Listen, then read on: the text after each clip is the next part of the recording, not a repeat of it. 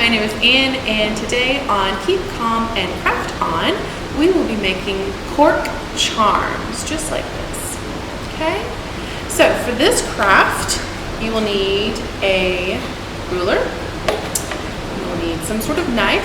I have an X-Acto blade right here.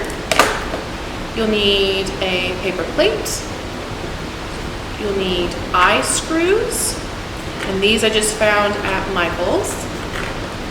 A paintbrush, a extra large binder clip,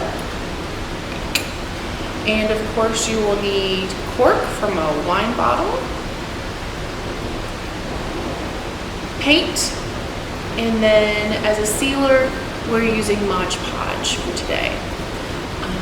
And also you can get our instruction sheet online that has all of the supplies and steps to make it, so we have that here too.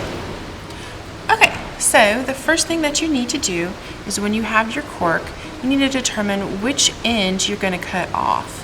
So this kind of has some cracking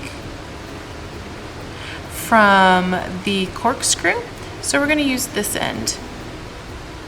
And I've found that cutting about 1/4 of an inch from the end is a good place.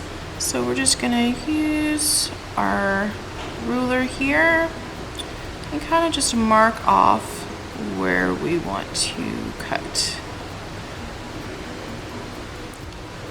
Alright, now once you have your item marked, we're going to take your binder clip, and this is pretty much just a handle for you, so we're just clipping it in like that so that I can use this as a safe guide while cutting. And you just start slicing. If you have trouble cutting through your cork, if it doesn't come out in one piece or if it starts to crumble, you can steam your cork for a few minutes and cut it while it's warm, and it should slice easier. I'm just kind of rotating it around. For me, be very careful. Whoop! And then you have your slice.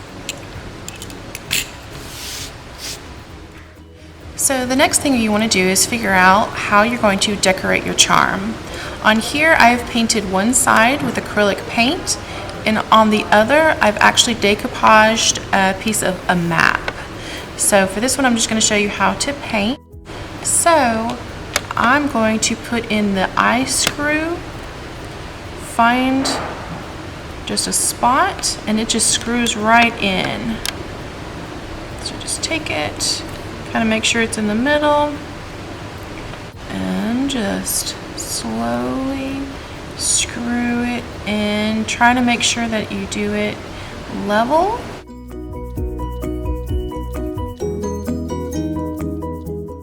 This also creates a little thing that you can hold it with while you're painting it. Alright, so once that's screwed in, then we're gonna paint. I have over here just some orange paint, and I'm gonna use my handle and the hook here. I'm just being careful not to go over the sides because I don't want paint on the sides of it, but you can certainly paint the whole thing if that's what you prefer. Okay. And just paint just like that. And I'll probably do 2 coats of this. After this dries, I'll do another coat, wait for that to dry. Okay, so I'll show you a little trick on how I did the A on this one. So I've done my coats, this is dry. So I'm actually going to paint with a toothpick because I don't have a super fine brush, but I do have a toothpick. So I just take a little paint on my toothpick, and I'm just going to make a little star right here. And this, take a minute. It's not the quickest, but you'll get that fine line that you're looking for.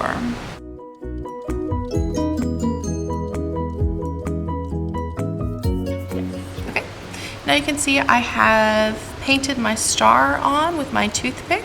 I'm gonna let that dry, and then once that's dry, just like this one, you might be able to see the sheen on it. I coated it with a clear coat of Mod Podge. It dries clear, and that'll help it keep the cork from crumbling, and it'll also give it kind of a finished look to it.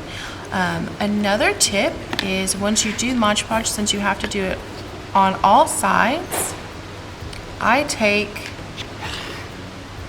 my paintbrush and just string it on like this over a bowl or a cup, and that'll allow it to dry without sticking to your counter. So there you go.